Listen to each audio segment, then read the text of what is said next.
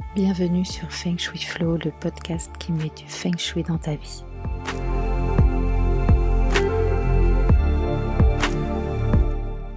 Je suis Aude Charot. Ma mission est de vous aider à faire de votre habitat un véritable compagnon de vie.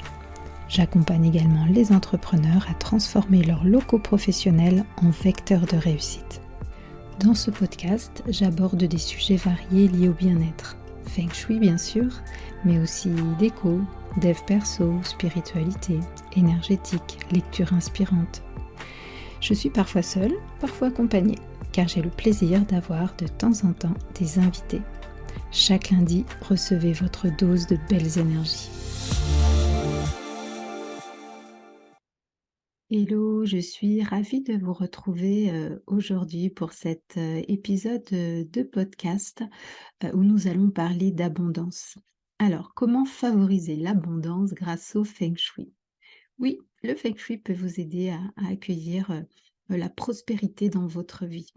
Ce qu'il faut savoir quand même, c'est qu'en Feng Shui, quand on parle d'abondance et de prospérité, c'est vraiment au sens large, hein. Donc, dans un premier temps, je vais essayer de vous définir un petit peu ce qu'est l'abondance, au moins en termes métaphysiques chinois.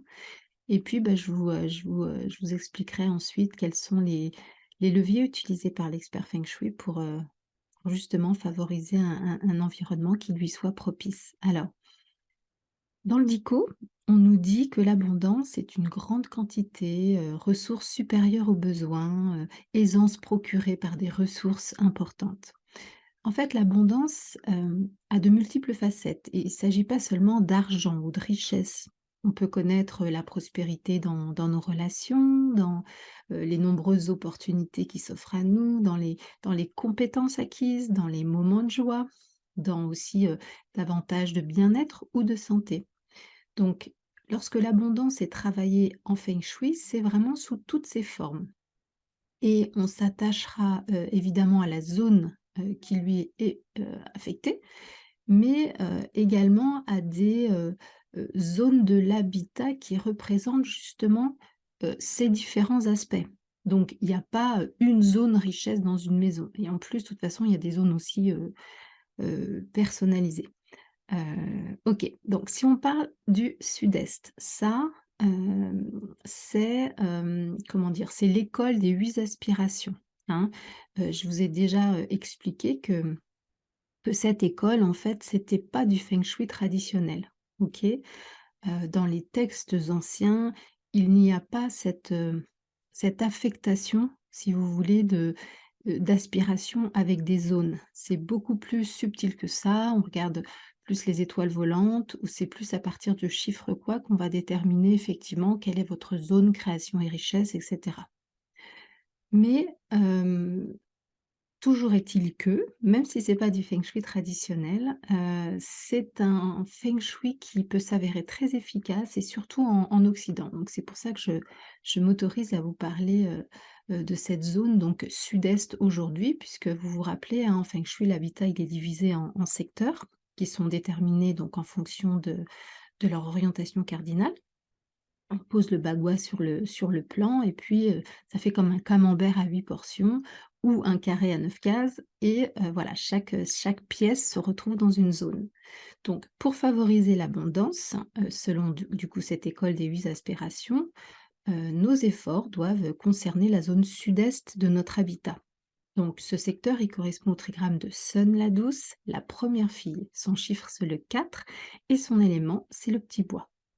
Donc, selon le principe, des cycles des 5 éléments, je fais une petite parenthèse ici, mais si vraiment tout ce que je viens de vous dire là ne résonne pas en vous, n'hésitez pas à réécouter, ou à écouter les épisodes de la première saison dans lesquels j'ai posé justement, tous ces principes fondamentaux, du feng shui. Alors, je referme ma parenthèse. Donc, selon le principe du cycle des 5 éléments, on peut nourrir une zone en lui apportant son propre élément, l'élément qui la nourrit et à petite dose seulement l'élément qui la contrôle. Donc, on va harmoniser ce secteur en lui apportant des éléments bois, Donc, quand je dis de l'élément bois, évidemment, il peut s'agir de la matière, tout simplement, hein, via des objets en bois, des véritables plantes vertes aussi, mais aussi via la couleur, donc toutes les gammes de vert, toutes les gammes de marron, les nuances, ou aussi de la forme. Et le bois est représenté en feng shui par la forme rectangle. Alors, on peut aussi amener de l'eau, puisque dans le cycle, l'eau nourrit le bois. Donc, l'eau, ça peut être évidemment de l'eau, la matière, hein, donc un aquarium ou par exemple, un grand vase, vous voyez, avec de l'eau et des bambous. Là, on a à la fois l'eau et le bois et ça peut être aussi avec la couleur, donc des touches de bleu, et de noir.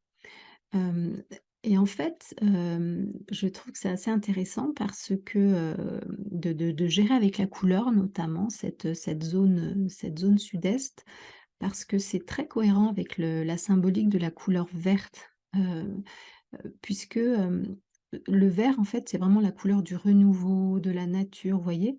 Et vraiment, quel meilleur exemple d'abondance que la nature au printemps quand on voit, tous ces bourgeons, et toutes ces fleurs.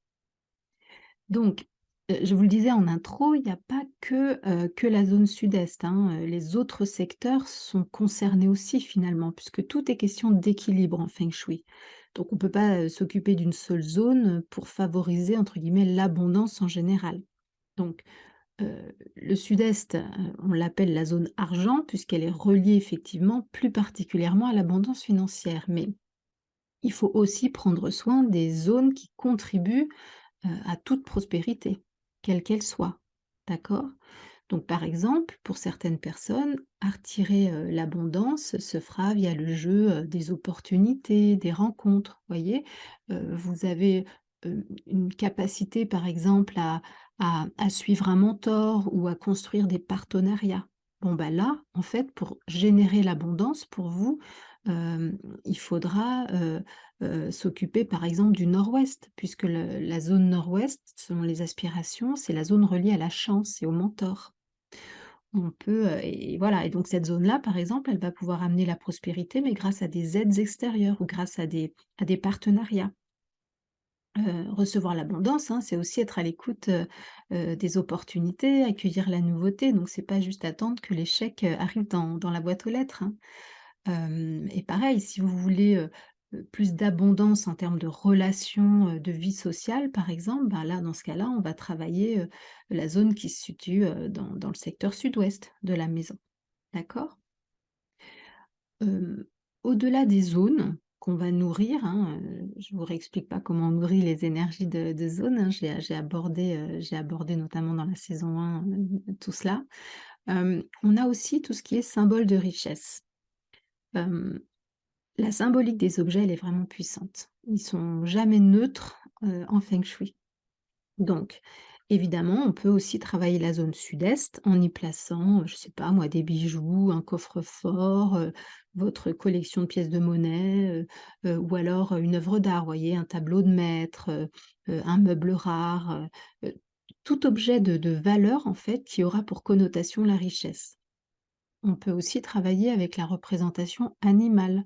On dit toujours, par exemple, le poisson rouge, vous voyez, ça représente l'argent, mais il y a aussi le chat, le dauphin ou encore le bison. Donc par contre, je ne vous parlerai pas de tous les objets que j'appelle moi des chinoiseries. Alors les amulettes, les bouts de la richesse, les miroirs convexes, les crapauds, les lions chinois et cetera, c'est vraiment pas mon truc. Parce que voilà, enfin en tout cas, c'est pas ma culture, hein. C'est vraiment une culture orientale et moi quand je vois un crapaud, je pense pas à la richesse, quoi. Donc on n'utilise des symboles que si ça nous parle. Ça sert à rien de mettre des chinoiseries qui n'ont aucun sens pour vous parce qu'en fait, ça va vous être d'aucune aide. D'accord? Un symbole, il faut que ça nous parle. Alors, moi, en tant qu'expert feng shui, je vais aller plus loin, évidemment dans l'analyse. Et je vais gérer ça au niveau des étoiles volantes. Alors, je vous l'ai dit, hein, feng shui, on ne parle pas de lingots d'or ou d'actions en bourse, hein. La notion d'abondance et de prospérité, elle est très, très large dans la culture chinoise. Et quand on s'occupe des étoiles volantes, en fait, bah, ça sert à favoriser les finances, mais dans une proportion égale, ça sert à favoriser également la santé et les relations. Si vous réécoutez mon épisode sur l'école des étoiles volantes, vous comprendrez vraiment que ce sont, voilà, les 3 aspects qui sont gérés, par les étoiles de façade, et les étoiles d'assise. Donc ici, on adopte un feng shui qui est plus traditionnel, hein. On est plus sur le feng shui des 8 aspirations que certains appellent un peu un feng shui occidental ou new age. Là, le secteur de l'abondance, c'est pas le sud-est, c'est celui, du qi qui est le plus vibrant, le wang qi, et on va et du coup, ça va pas être le sud-est pour tous les habitats, voyez? C'est, le diagramme numérique personnel de la maison qui indiquera où se trouve ce chi de richesse. Donc pendant la période 8, qui est la période actuelle, mais c'est bientôt terminé puisqu'on va passer en période 9 en février 2024, eh bien, il faut chercher l'étoile d'eau 8. Donc l'étoile d'eau ou alors l'étoile de façade. Et comme on est très, très près de la période 9, on va regarder aussi où se situe l'étoile 9 et où se situe l'étoile 1. Et si c'est impossible d'activer, l'étoile 8 par exemple, ben, on regarde la 9. Si c'est impossible d'activer l'étoile 9, on regarde la 1, vous voyez?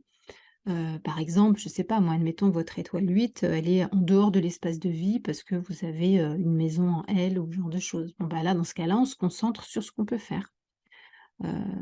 Faut, en feng shui, voilà, l'important c'est de faire avec ce qu'on a, d'accord? De pas, focaliser sur ce qu'on peut pas faire et de là, ça ressemble, ça rejoint vraiment les vibrations, qu'on envoie quand on essaie de gérer la loi de l'attraction, d'accord? On se focalise pas sur le manque.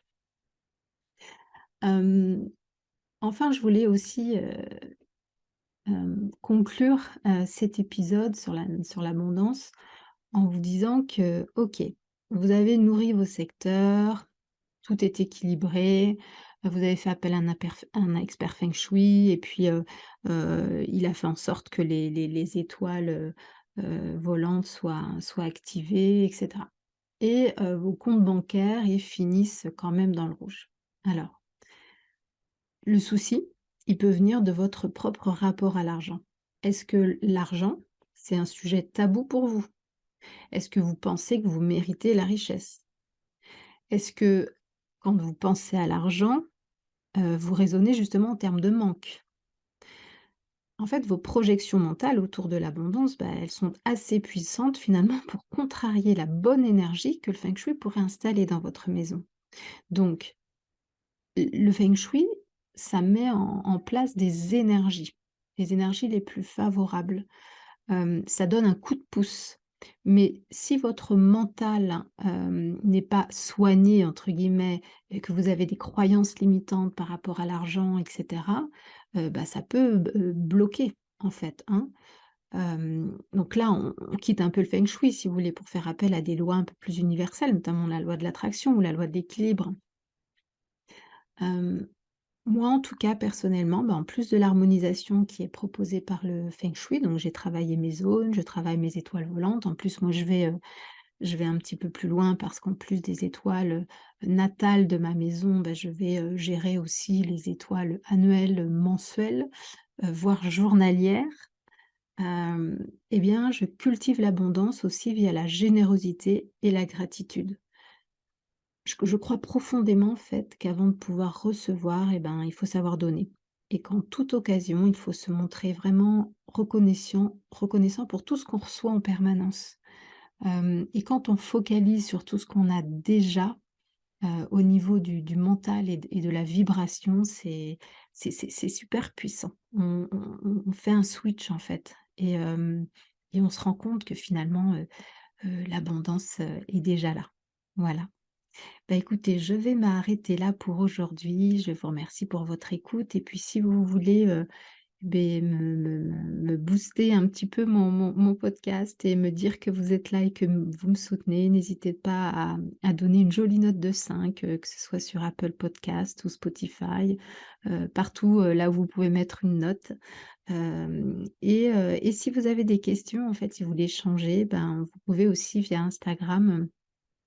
Comme j'annonce mes épisodes, sur mon fil Insta ou Facebook, n'hésitez pas dans les commentaires à me faire part de vos remarques ou à me poser des questions, ça me ferait super plaisir. Voilà. Bon, beh, je vous souhaite une jolie journée. Ciao. Merci pour votre écoute d'aujourd'hui. Pour aller plus loin, n'hésitez pas à lire les articles très détaillés que j'écris chaque semaine sur le blog de mon site fengshui-expert.fr. Pour ne rien rater des prochains épisodes, suivez-moi sur votre plateforme de podcast préférée ou sur mes réseaux sociaux. Vous me trouverez sous le nom Aude à la déco. Merci beaucoup, à bientôt et d'ici là, restez dans le flow.